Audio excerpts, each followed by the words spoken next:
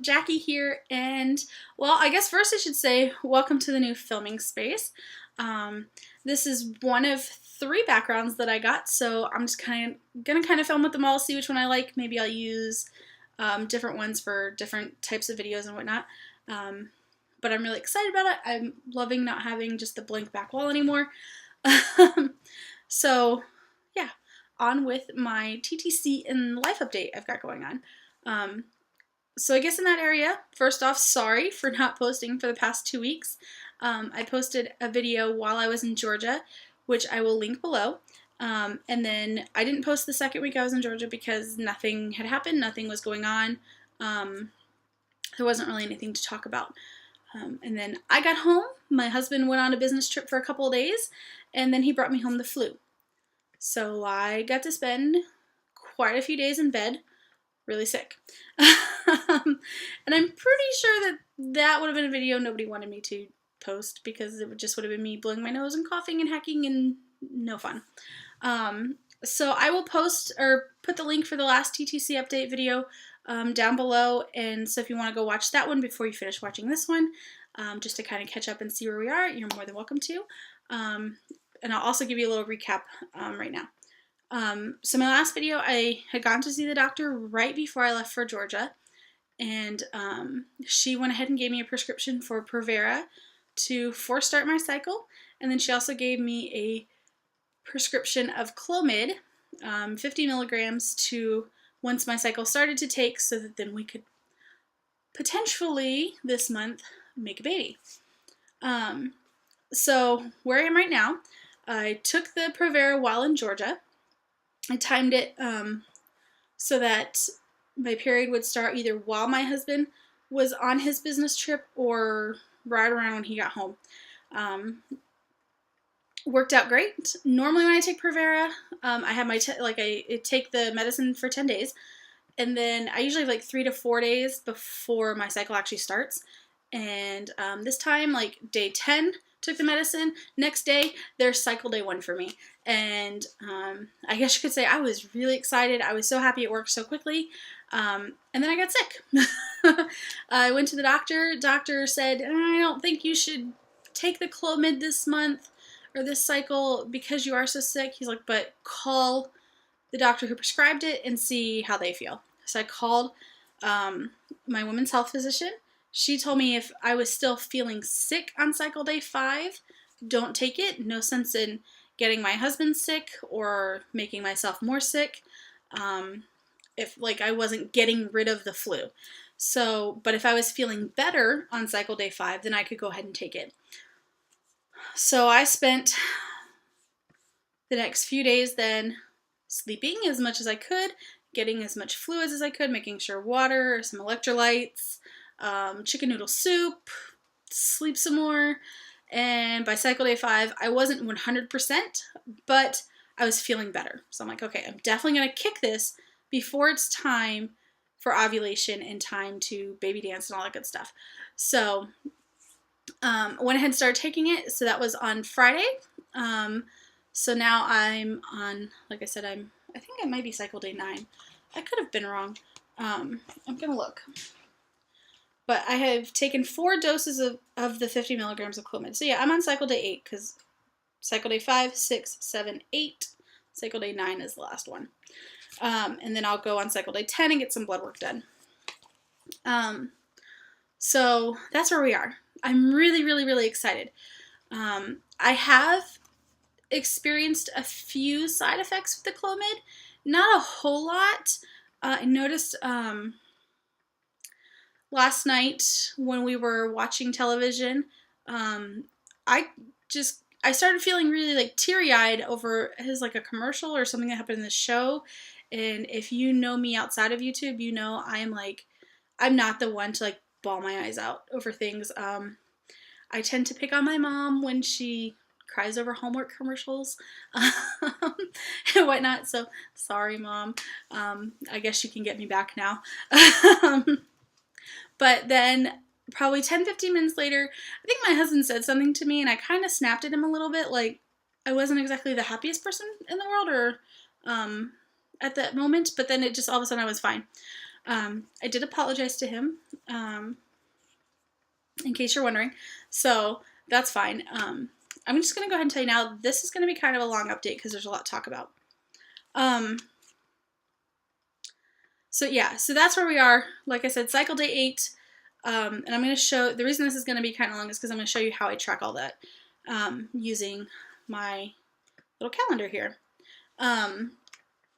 So let's just jump into that because we are not to the point of, oh, sorry, no. Before we jump into that, so cycle day 9 will be the last day of Clomid, and then as soon as ant flow stops, which I think will be either today or tomorrow, it's time to start with OPKs. And so I wanted to share with you what I use for an OPK, which is just this, it's a wand faux ovulation test that's really, really hard to see with that blue background and a blue package. Just these, you can, I ordered mine off of Amazon. I got like 100 ovulation tests, and I want to say like 10 or 15 pregnancy tests for like 30 bucks. If you go to Target and buy a 7-day ovulation test from like First Response or Clear Blue or anything like that, that's going to cost you like $25 and you don't get a pregnancy test with it. But it literally is just, there's just like this strip in there. It's not like what you get when you buy like the big name brands and stuff. And then that came with like these are the pregnancy tests. And if you flip it over, same thing. It's just a cheapo, it's just a strip. But if this pops positive, then I can call the doctor and be like, this came up positive, and they can test out. So, and it's pink for the pregnancy test and blue for the ovulation test. But this was definitely a whole lot cheaper than buying tons of them at a time. Okay, so into my calendar, which I'm going to try and wrap this up in like 3 minutes. Okay, so I track everything. Absolutely everything. I need to put it over here. So obviously, if I'm on cycle day 8, and you can see that this is 8. I was trying to look in the camera. I should just look at the calendar. I track ant flow with pink. I like to use colors because it's just easy to look at and reference. In orange, I track whatever fertility medication I'm taking, and I write what it is and how much I've taken. So like this month we'll do 50 milligrams of Clomid. If it doesn't work this month, then we will also do 50 milligrams next month, and then we will up the milligrams from there. Yellow is any time my husband and I are not in the same area. This was obviously like a day that he was gone, and it says who went and where they went, so I covered it up because it's not something I want to share. And then blue is where I track Provera. For me, it is very important to know whether my cycle was started with a medication or it started on its own. And I used to not track whether or not I was using Provera or something to help force start my cycle. And then I realized that, you know, maybe I should figure out if my body is doing this because it's supposed to, like, because it's just normal and it's working properly, or am I having to use medication all the time to start this? So yeah, so that's the sort of thing. I also track what cycle day it is. As soon as ant flow starts, I go ahead and count out to 28 days. I circle those, and anything after that. So if I make it here to 35 where it says blood work, which would be a pregnancy test, then I would just keep counting. I'd just, 29, 28, 27, or 29, 28, 27, 29, 30, 31. But I wouldn't circle it because that's not normal. So that's what I do. I think it's very, very important for women with PCOS to track everything that's going on. And I just use this little, it's just a little monthly planner. I probably got it at Target because I go to Target a lot. And this is, it's 18 months. It's July 2013 to December 2014. So it makes it really easy to look back and see like what's going on. I take this to every doctor's appointment that I have, just because, especially like, so before this cycle with Provera, I did not have a cycle. My last cycle was in January. So it's really important for me to be able to tell the doctor, oh, well, it was 116, 17, 18, 19. It was 120 days in between the start of 2 cycles. That's way too many days. So that's important to be able to tell her, not just be like, oh, well, I had one in May, and I think I had one in January, February, and I can't, she doesn't know if it's been too long or not. But I keep all that in there, and I keep it separate from my regular everyday calendar. And this has a pocket in the front, so I actually just keep this, if I can do this quickly, I just keep this like that. So it looks like, I mean, obviously it doesn't look like one calendar, you can tell there's one in there. Just because, especially before I started YouTube, I didn't really think it was everybody's business to know what was going on with my cycles, and especially like what medications I was on and everything. Now that I am sharing my story, it doesn't bother me as much if people ask, and I do get people who ask me quite often because they watch my videos. But before, I didn't want to like go to Bible study and they go, oh, you want to go to lunch on Friday? And me go, I'm supposed to start Clomid on Friday. Do I really want to go to lunch too? Or do I just want to be at home and be excited about Clomid? But so that just, it made it easier to kind of keep that private versus that. And then it's also easier too, because then if I'm looking at this with my doctor, she doesn't have to be like, oh, so you had Bible study on Tuesday. Yeah. She doesn't really care if I go to that. But so just one more thing I want to add with this small calendar. It is very, very, very important to keep. I'm just going to cover up that one. That's just, okay, it's baby dancing. Let's be honest. We're trying to have a baby here. It happens. Sorry, Mom. But I keep a color key of everything, because that way it's easier to look at.